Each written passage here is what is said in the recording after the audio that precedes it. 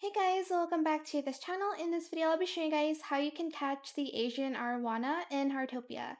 So the weather needs to be rainbow and you need to fish during day, dusk, and night.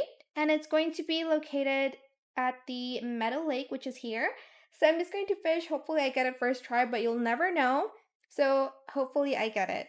I would like to mention you need to be level 11 of the fishing hobby, and the shadow for the fish is the small one. It looks like this. This is when I caught the arowana. But yeah, that is it for this video. I hope it was helpful for you guys. Don't forget to like, comment, share, and also subscribe to this channel if you haven't done that already.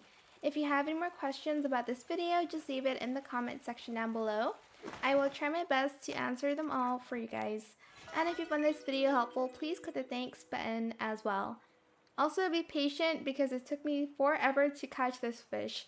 Thank you so much for watching. Bye!